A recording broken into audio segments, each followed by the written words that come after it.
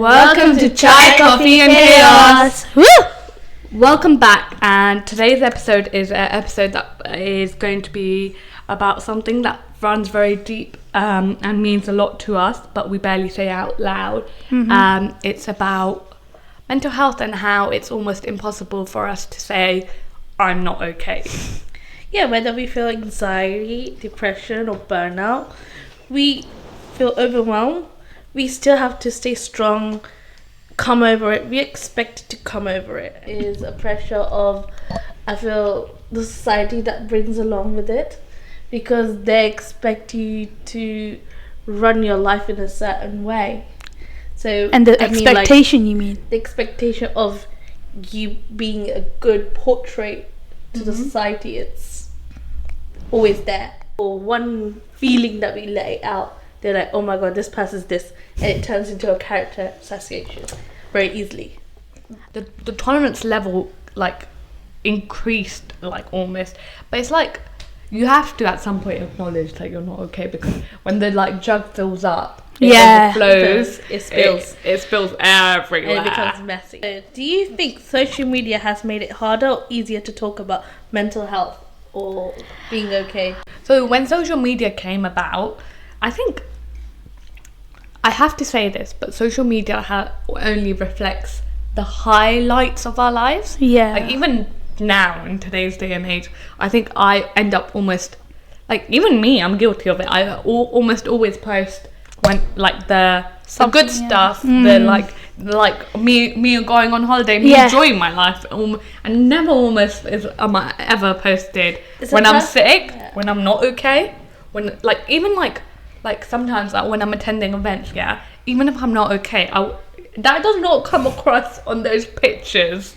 That's true. It's always the smiling face behind it. Kids nowadays can actually, whether they're 3 or whether they're 8 or 10, they can actually say, I'm sad. Yes. And the parents will acknowledge that their kids are sad, Do you think our community or family culture makes it harder for men to express their emotions? And how men around in the house makes you feel about your emotion, and what we do to make the emotion not being expressed enough? Good question, by the way. Because when it comes to men, it's harder to express. I know, and I actually have. It's like they say, "Oh, you know what? You're a woman. You can express easily. It's not that big of a deal." People, anyways, think "Oh, you can express it. That image of woman." But actually, I don't think. The reasoning is that men are. What do you call them? Men are strong. Men, oh, you're a man. You're a man. You know that phrase. I hate that phrase to the point. And men are not allowed to cry. Why? No, someone answer that. Why are they not allowed to cry? I know. Okay, so I had a debate about this at work, guys. Okay. You and your work. I know. I love my work debates, by the way. So I had a debate about this at work, and they basically was about how it was literally all the boys against me, and I was trying to say that men are allowed to express their emotions, and they must have disagreed. Yeah, they all of them, they were like, can you imagine us going home to our partners, etc., and they would not, if we were emotional for 2 weeks straight, they would probably not take it. And I was like, excuse me, well, what do you mean they wouldn't take it? And they're like, but if our girls came home to us, we would have to be and we would have to be okay with it, and we would have to console them, whether it's 2 weeks, 6 weeks, 6 months. They're we would have. But why is the expectation of that out there? That woman can cry, woman can feel, woman can do this, woman is this, woman is that. But excuse me, do you know how it is to be a woman? I know. That's the question I want to see. First of all, I don't think it. This is what my debate was. I think men or women equally not allowed expression, if anyone was crying for 6 months or 6 weeks or whatever, men or women, I think the other person would probably be a little bit frustrated or fed up of it at that point. One eternity later. So what are some coping mechanisms that worked or didn't work? I guess one of them could be journaling. One is therapy. Therapy helps. I guess just sitting there on your own for a bit, like just in a room or just in your own thoughts sometimes really helps you out. I guess there's so many other ways to cope. So I guess talking to someone. Some people would like to be just on their own. They want to not talk to someone and have that process of mind, because I want to take it in. This is my way of taking my feelings in. Yeah. There are some people who want to, like, you know what, for now I just can't take this stress. I want to go out and want to take away. It's okay to say you can't handle things, because I totally definitely I think the more I want to really push the whole idea that it's okay to not be able to be the perfect one out there or have this perfect image of yourself. You're not going to have a perfect day everyone every day. We don't want that. That's actually true. I literally went up. It's okay not to be okay. And I say that with a lot of emphasis for a reason. Yeah. It's okay not to be okay. Yeah, this is whole. You're not perfect. You're not about. perfect.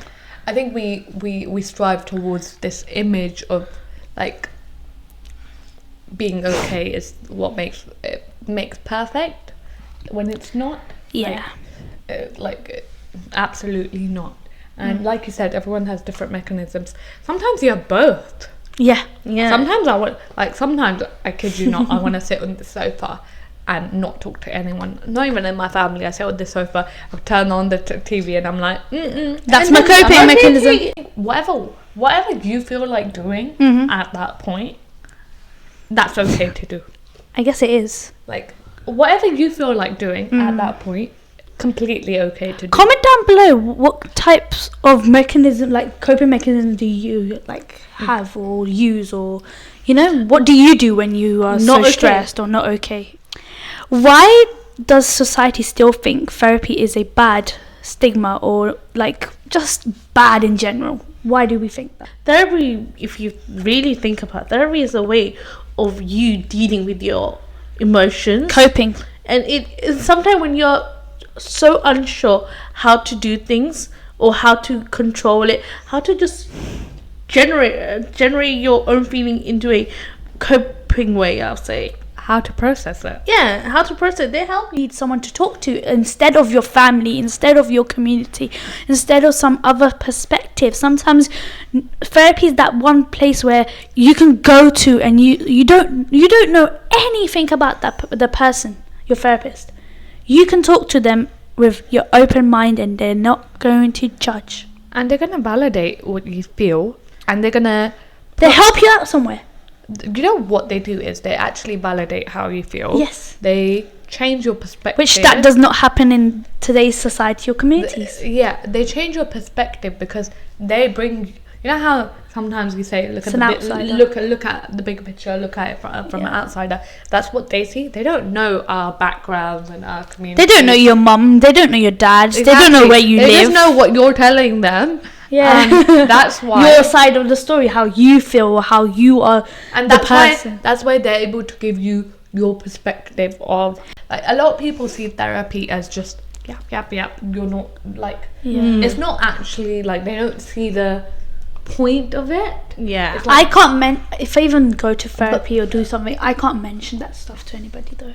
Yeah, and that's the thing. Like, not just mention it because people are going to judge it. So before we wrap up, let's do a quick fire never have I ever mental health edition round. And every time, like, Let's go. No pressure to like drink or confess, but like every time you guys just take a sip of your drink. How about that? Yeah, that'll be cool. Yeah, so Okay, so Let's start. Woo, I'm excited.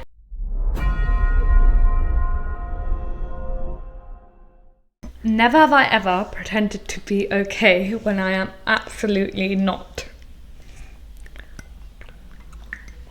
I love how you drank up. Yep. ASMR to the drink. Never have I ever cried in the bathroom at a family event.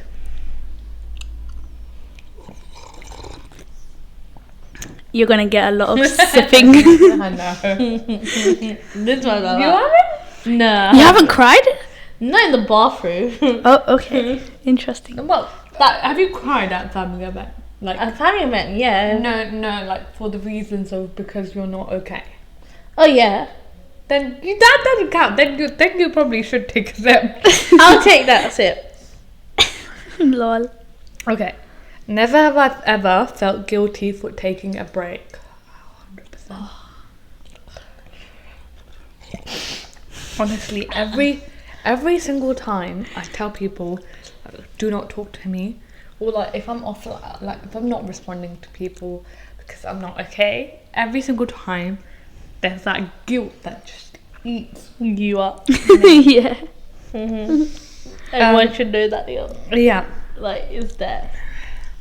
Never have I ever had a full-on breakdown in silence because I didn't want to burden anyone. That is really sad, but I'm not gonna lie.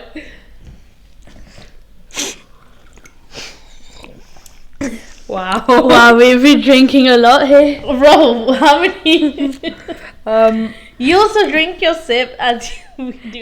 Never have I ever been scared to talk to my parents about my mental health.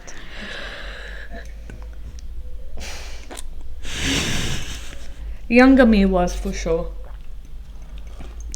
Wait, Older me less. Less, but I think it depends on parent to parent, children to children, and as you grow, how's your relationship with your parents? yeah. Never have I ever thought I was too emotional. Oh shit. God. This is literally like... Emotional. Never have I ever helped a friend feel okay when I wasn't okay myself. I'll skip that one. Never have I ever been told to just pray and like be like, ask if I goes out instead of seeking help. I haven't been told, to be honest. I have drink to or that. hope like that. We've like, all been at once told to. directly, indirectly, kind of. Yeah, we have. Nah, I haven't. Okay.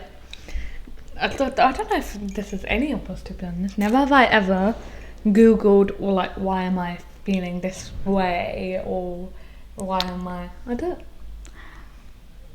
know. I have. Never have I ever felt like I had to be the strong one even when I was falling apart. Oh, yes, for God's sake, yes. Always.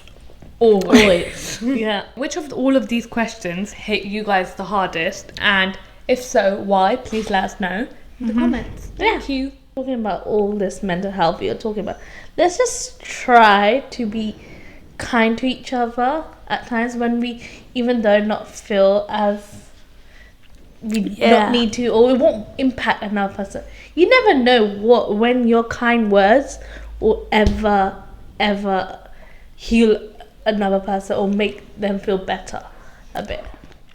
Thank you for watching Chai Coffee and Chaos. Woo! Bye bye, guys.